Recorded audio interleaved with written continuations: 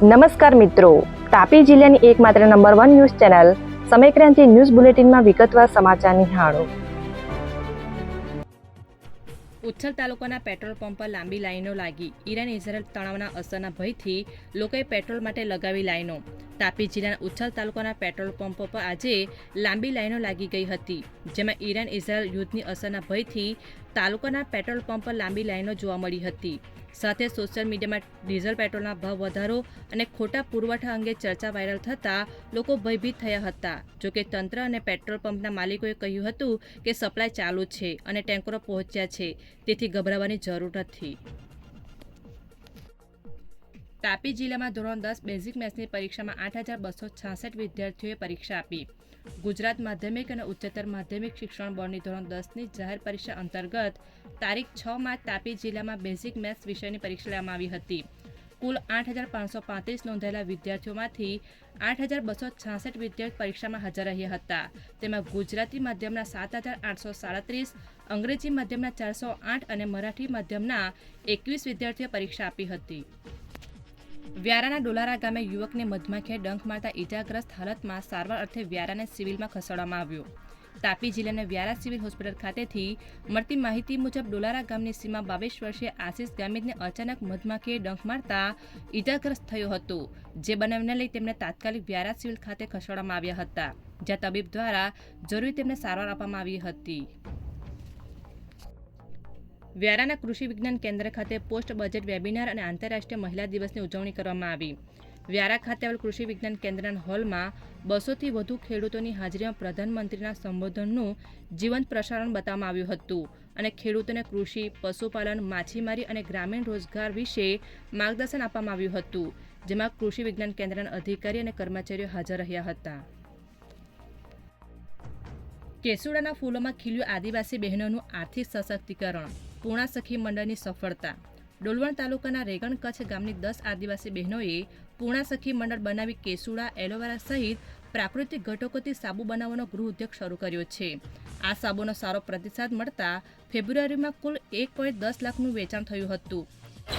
મારું નામ કોકલાબેન ભાવેશભાઈ ચૌધરી, ગામ રેગણ કચ્છ, તાલુકો ડોલવણ. અમારું સખી મંડળનું નામ પૂર્ણા સખી મંડળ છે. અમે પૂર્ણા સખી મંડળમાં 10 બહેનો ભેગા મળીને એક સખી મંડળ બનાવ્યું અને એવું અમે 10 ગ્રુપ બનાવ્યા કે જે અમારું સહયોગ સખી સંઘ વિવો. બધા બહેનોએ ભેગા મળીને અમે 2022માં ઓર્ગેનિક સાબુ બનાવવાની તાલીમ લઈ. 30 બહેનો જેટલા ભેગા મળીને અમને ઓર્ગેનિક સાબુ તાલીમ આ સિટીમાંથી આપવામાં આવી અને અત્યારે અમે મેળાઓમાં ભાગ લઈએ છીએ, ઘરેથી વેચાણ કરીએ છીએ, ઓર્ગેનિક સાબુ બનાવીએ છીએ. એ સાબુ અમારા જે છે કે લીમડો છે, કેસુડાના છે, કોફી છે, મધ, હલ્દી, એલોવેરા એવા અલગ અલગ પ્રકારના અમે સાબુ બનાવીએ છીએ અને આ મેળાઓમાં વેચાણ કરીએ છીએ. આ વ્યારામાં સરકાર દ્વારા જે મેળા યોજાયેલ છે એમાં અમને ભાગ મળ્યો અને અહીં અમારું સારું એવી વેચાણ થયું. એ બદલ અમે સરકારશ્રીનો ખૂબ આભાર માનીએ છીએ. વ્યારાના મુસા ગામે મારાની લાલચી કદાવર દીપડો પાંજરે પુરાયો. ગ્રામજનોએ રાહત લીધી. વ્યારા તાલુકાના મુસા ગામ નજીક રાત્રિના સમયે મારણ ખાવાની લાલચે કદાવર નર દીપડો વન વિભાગ દ્વારા મુકાયેલા પાંજરામાં પુરાઈ ગયો હતો. આશરે 4 થી 5 વર્ષનો આ દીપડો હોવાનું અનુમાન છે. ઘટનાની જાણ થતાં વન વિભાગની ટીમ સ્થળ પર પહોંચી દીપડાનો કબજો મેળવી દીપડાને ઊંડાણના જંગલ વિસ્તારમાં છોડવાની તજવીજ હાથ ધરવામાં આવી રહી છે.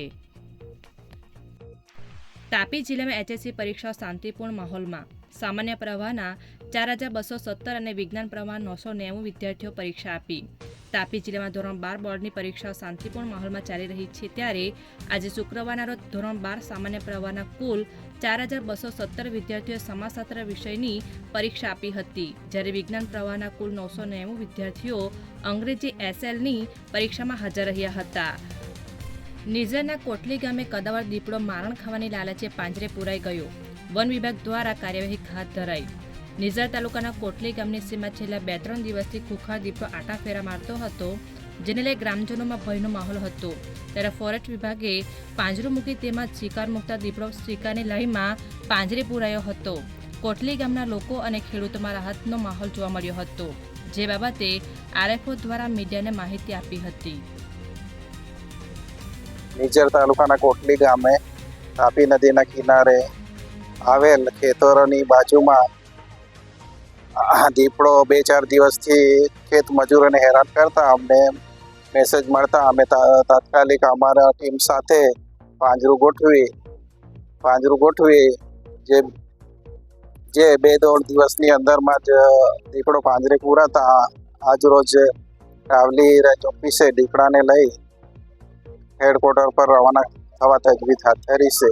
સમયક્રાંતિ ન્યૂઝ ચેનલમાં તાપીના સમાચાર મેળવવા માટે ચેનલને યુટ્યુબમાં જઈ સબસ્ક્રાઇબ અવશ્ય કરી લેશો અને લિંક તમારા મિત્રો પર શેર કરશો. આવતીકાલે ફરી મળીશું નવા સમાચારના અપડેટ સાથે.